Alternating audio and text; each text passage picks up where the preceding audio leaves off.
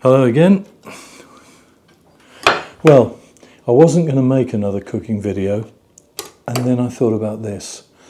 My other passion in life is gold prospecting, and about 35 years ago I first went to Arctic Lapland. There's a big gold field up just south of Ivalo.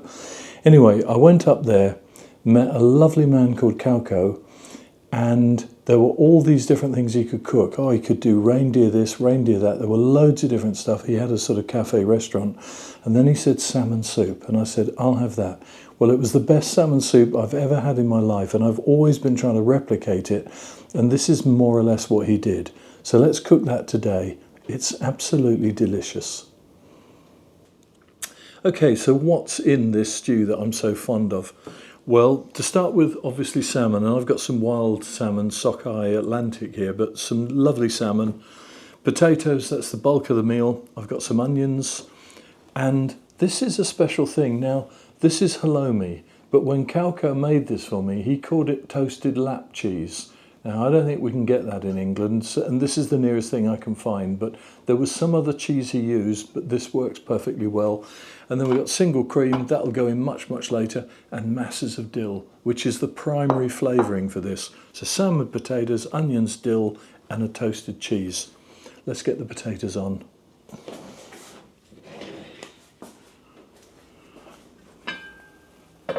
Oh, that's nice. I was a bit slow there. Technically, the potatoes, I think, should go into the water cold and be brought up. But I've cooked them small, and I don't mind them melting a bit because they'll give the stew a real thickness. Right, that's them in. Because they've been cut so small, they don't need more than 10 or 15 minutes to cook, but I want to give them a start. I want them to be ahead of the fish, because all the fish really needs to do is blanch. The onions we're going to cook in a little while. I want to do the halloumi first. Let me grab that. Here it comes. This is gorgeous. I forget what it is. I think this is half sheep, half cow or something.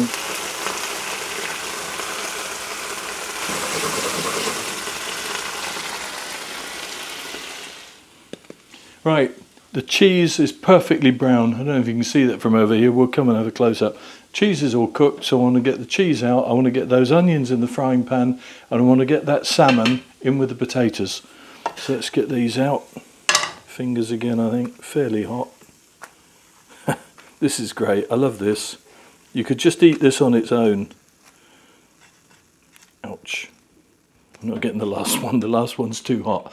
Right, that's all my cheese. Let's get the onions in there, just a few.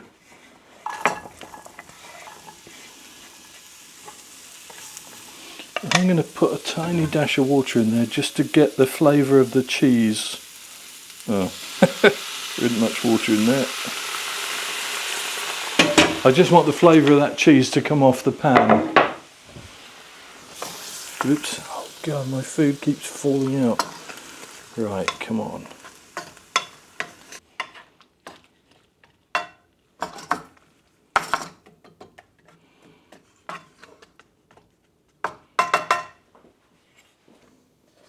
And now let's get the salmon in with the potatoes.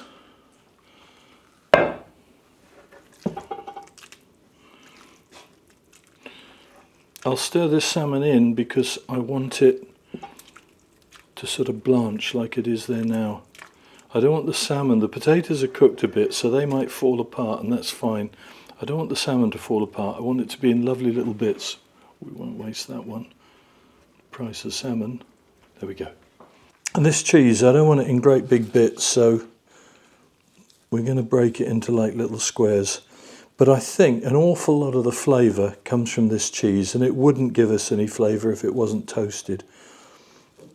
But this, as I think I said earlier, it was first cooked for me by a man in Arctic Lapland who is sadly now departed, but Kauko Launonen.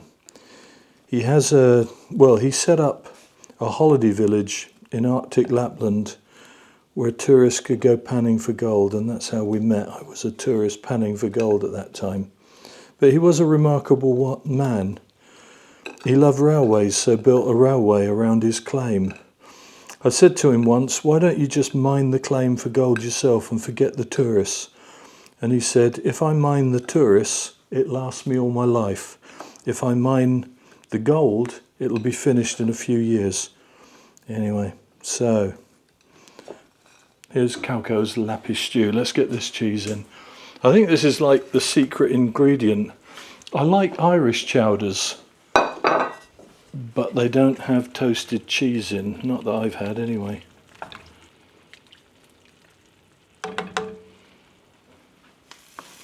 Right, the onions are done. I'm going to just put them in. Finished. Whoops, lid on. Move that so it's a little bit more heat. And we just let that cook away. Now, we can't put the cream and the dill in until like 5-10 minutes before we're going to serve. So if I move those two out of the way, I said that a man called Kauko Launonen taught me to make this soup, and I've got out some photos and I want to show him. This is the man, brilliant man. He was the president of the World Gold Panning Association. He made a museum. He invented competitive gold panning, and he was a really nice guy. And he taught me to make this soup. And that photo is him sweeping his steps in the restaurant about 200 miles inside the Arctic Circle in Finnish Lapland. But lovely guy. And I've been up there with him a few times. And being from England, we're hardly seeing any snow anymore, global warming, whatever. But here's some pictures of him and I out on a skidoo. And the trees are just superb. They look like they're coated in icing sugar. You know, thinking he knew what he's doing, we got the thing bogged down trying to go around a tree. We fell into it. That was quite interesting to debog. And then we got on top of a hill and it was minus 35. That's the coldest centigrade. That's the coldest I've ever been in. Minus 35. That's me absolutely wrapped up with Kauko Launonen. A really great guy, and I'm really sad he's gone now. Anyway, that's the man. That's the soup. Okay, that's been simmering away nicely for quite a while now. I think he's ready. Let's get the dill in right there. It's quite a lot, but it's one of the main flavours in this dish, so, and I like dill. That's the dill. Now let's get the cream. Something I've found is, it's personal taste, I guess. I don't like too much cream. You think, oh, put it all in, but I've had like an Irish chowder full of cream and I didn't like it. I think that'll do. And we'll just fold that in. God. The room now smells of dill. Wonderful.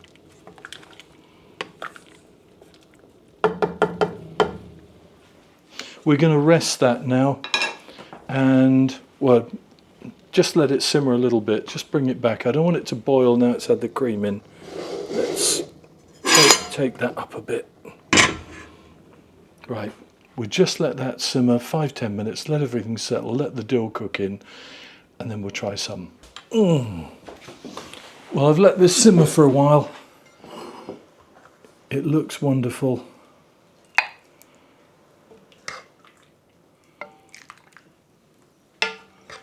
I always think with these things, whatever it tastes like, it's nourishing. But I hope it tastes good as well.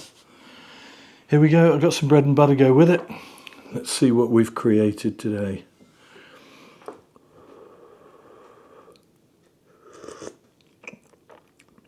Ah, that is gorgeous. Thank you, Calco.